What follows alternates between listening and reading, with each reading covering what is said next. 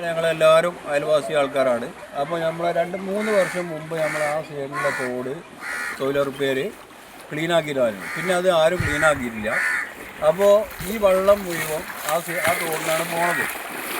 അപ്പോൾ പിന്നെ അത് മൊത്തം അടഞ്ഞു കിടക്കുകയാണ്. അപ്പോൾ അത് ക്ലീനാക്കി കിട്ടണം. ഞങ്ങൾക്ക് ഇവിടെ ഇത്രയും വെള്ളം ഈ വീട്ടിലൊക്കെ വെള്ളം കയറിയിട്ട് പിന്നെ അതിന് ഉത്തരവാദിത്തപ്പെട്ട ഒരു മനുഷ്യന്മാർ ഇങ്ങോട്ട് വന്നു നോക്കിയിട്ടില്ല. രാവിലെ ഞാൻ മെമ്പറോട് പോയി പറഞ്ഞാണ്, ബാബുവിനോട് ഞാൻ പോയി പറഞ്ഞിട്ടുണ്ട്. അപ്പോൾ ബാബു പറഞ്ഞതെന്ന് വെച്ച് കഴിഞ്ഞാൽ നിങ്ങളെല്ലാവരും കൂടെ കൂടിങ്ങാണ്ട് ക്ലീൻ ആയിക്കളി, അതിനെന്തെങ്കിലും പ്രശ്നങ്ങൾ വരികയാണെന്ന് വെച്ചെങ്കിൽ ഞാൻ ഏറ്റെടുത്തോളെന്നാണ് പറഞ്ഞത്. അങ്ങനെയാണ് ഒരു മെമ്പർ പറയേണ്ടത്. അപ്പോൾ ഉത്തരവാദിത്തപ്പെട്ട ആൾക്കാർ ഇതിനൊരു തീരുമാനം എടുക്കണം. ഈ വെള്ളം കെട്ടി വീട്ടിൽ കൂടി അങ്ങോട്ടും ഇങ്ങോട്ടും ഒരു ഹോസ്പിറ്റലിൻ്റെ ഓരോ പ്രശ്നങ്ങൾ വന്നു കഴിഞ്ഞാൽ എന്താ ചെയ്യുക?